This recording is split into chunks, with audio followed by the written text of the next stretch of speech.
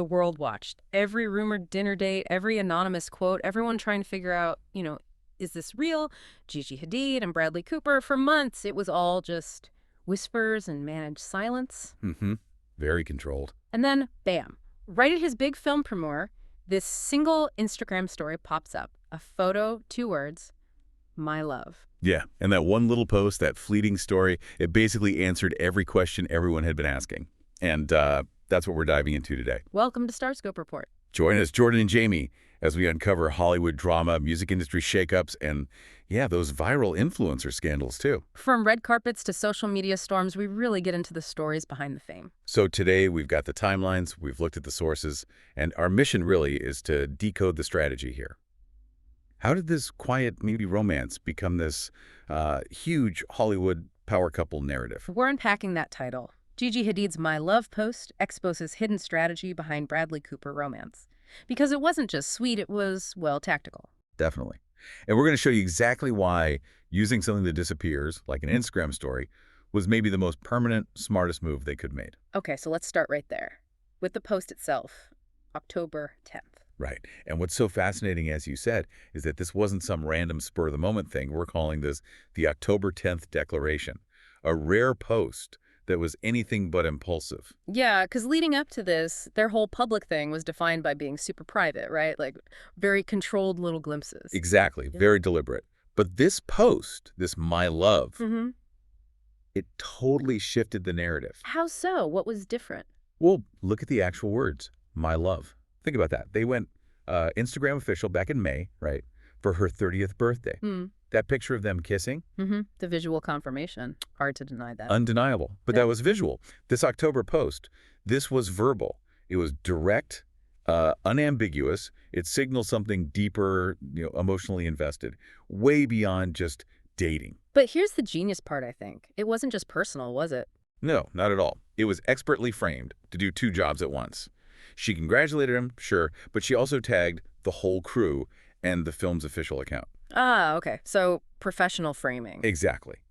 It positions her not just as the supportive girlfriend, but as someone who gets the industry, who's part of it. It gives the romance fans what they want, but it also nods to the industry side like, I'm endorsing this project. And the platform choice and Instagram story, that feels important. Oh, hugely important. Stories disappear, right? They feel intimate, authentic, like a little peek behind the curtain. It's the opposite of some glossy, permanent grid post. Right. A grid post feels like a statement. A story feels casual. That's the magic word. Hefty. Casual. It's controlled vulnerability.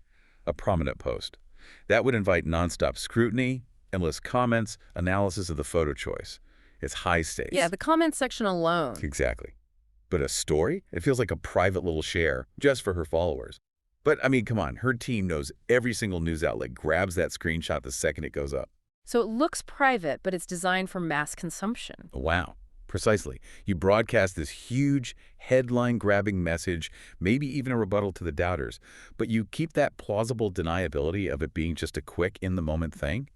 You shape the narrative, but minimize the direct backlash. It's brilliant. Okay, and we absolutely have to talk about the timing. Yeah. Because that wasn't random either. Not even close.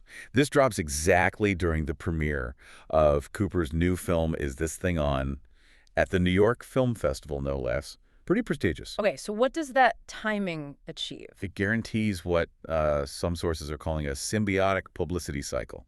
Every news report about the film premiere had to mention Gigi's post, often using my love right in the headline. Then vice versa. And vice versa. Yeah. Every entertainment piece about Gigi and Bradley had to mention the film, its title, The Festival. They basically got double the promotion.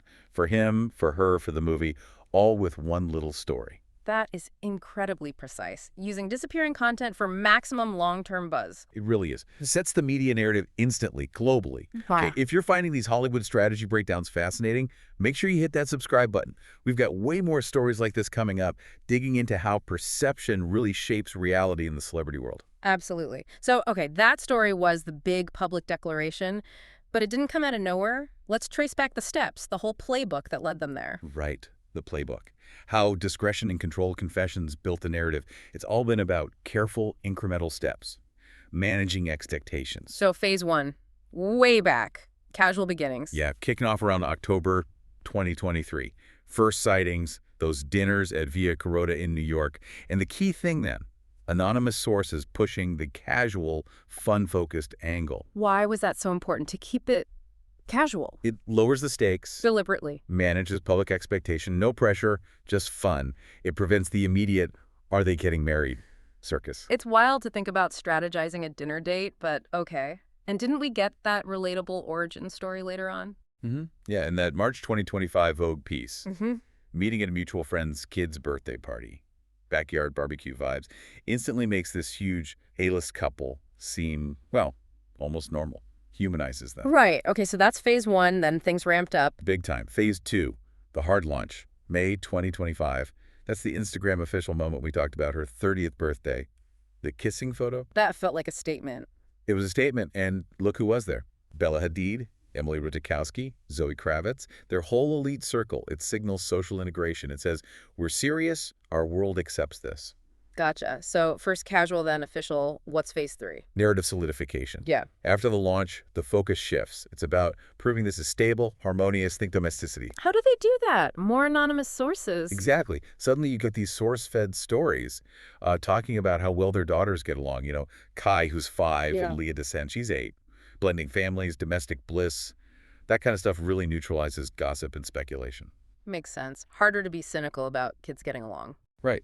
And this whole process, it reveals their, let's call it, architecture of narrative control. It's like a system. A system? How does that work? It seems to be a two-tiered system for communication. 2 different channels doing different jobs. Okay, explain that. Why not just have Gigi talk about it herself all the time? Because that would dilute her brand, maybe. This way, you have the anonymous insider sources. They're the workhorses. They feed the daily details to outlets like People, page 6. The relatable stuff. Yeah, the granular bits, family approval, like, oh, Yolanda and Bella absolutely adore Bradley. And importantly, they manage the timeline expectations. They're not rushing to get engaged. It lets the PR machine react quickly without Gigi having to constantly comment on every little thing. Okay, so the sources handle the day-to-day narrative management. What's the second tier? That's the controlled confessions. That's Gigi herself, but only rarely, and only on really high prestige platforms, like Vogue. Ah, the big interviews. Exactly. That's where she delivers the major tone-setting statements, praising Cooper as a creative force, talking about his encouragement and just belief. That adds the emotional depth of professional respect. So one tier feeds the gossip cycle, the other sets the official classy tone. Precisely.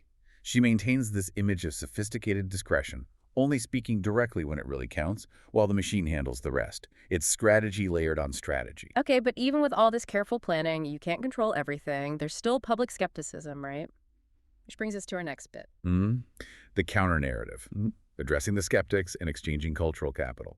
Because, yeah, despite the perfect narrative, you have to acknowledge the doubts online. The PR team definitely knows they exist. What are the main points of skepticism? Well, the big one is probably the age gap. You know, she's 30, he's 50. That 20-year difference naturally leads people to talk about power dynamics. Is there an imbalance? Especially with him being this established Oscar nominee and her maybe wanting to get into acting. And I guess her own words sometimes fuel that, like praising his encouragement. Exactly. Some people online interpreted that quote about his encouragement and just belief as sounding more like a mentor-mentee thing, not necessarily an equal partnership. Okay, age gap, power dynamics, what else? Then you've got the sort of evergreen PR relationship theory. It just always lingers around high-profile couples. People are cynical.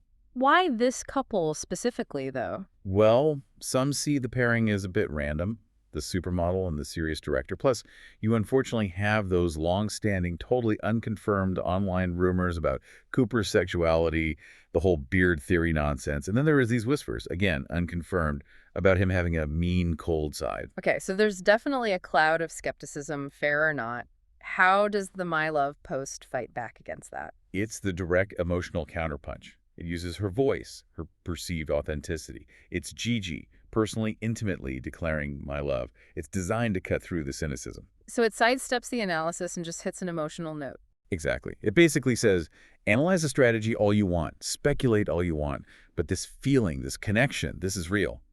It reclaims the narrative using emotion, directly challenging that cold or calculated label. Interesting. Okay, beyond the personal drama, though, there's clearly a professional angle here, too, right? The brand merger idea. Oh, absolutely. This isn't just about feelings, it's a synergistic alliance. There are clear, mutual professional benefits that make this relationship make sense in the public eye, strategically speaking. Let's break that down. What's in it for Bradley Cooper? Okay, so Cooper isn't really on social media, right? Partnering with Gigi gives him this huge injection of cultural relevance, especially with millennial and Gen Z audiences. Her endorsing his film, Is This Thing On? That's incredibly valuable marketing he couldn't easily get otherwise. She kind of softens his image, makes the serious auteur more accessible. Right. And for Gigi, what's the upside for her career? Creative credibility. There have been reports she wants to move more into acting, being publicly linked with and supported by an Oscar-nominated director. That positions her potential acting career very differently. How so? It reframes it. It's not just a model trying acting. It's someone being potentially mentored or championed by a respected figure in the industry. It adds artistic weight to her ambitions. So it's like they're trading different kinds of capital. Exactly. It's a brand merger. High fashion glamour meets cinema prestige. He brings the artistic gravitas. She brings the youth currency, the massive digital platform. It creates this formidable power couple brand where they both benefit immensely. It's a perfect exchange, really. Wow. So that rare post, that simple my love on an Instagram story, Yeah. it really wasn't simple at all. Not even a little bit. It was, like you said, an intimate declaration, yes, but also savvy film promotion, a direct hit against skepticism, and basically the public confirmation of a very strategic business merger, all wrapped up in one ephemeral package. It just shows for celebrities at this level, privacy isn't about hiding. It's about curating. Social media isn't just personal. It's a precision tool. It's about deploying strategic intimacy. They don't win by avoiding the public eye. They win by mastering the controlled reveal. Yeah, it seems like the only way for these A-listers to really control their story is to just write it themselves very, very carefully. And ironically, using something designed to disappear, like that story, ends up making the biggest, most permanent headline. It's quite the paradox. You've been listening to Starscope Report, where Jordan and Jamie uncover the stories shaping Hollywood, music, and pop culture. Thanks for tuning in, and don't forget to subscribe for more stories that keep the stars shining.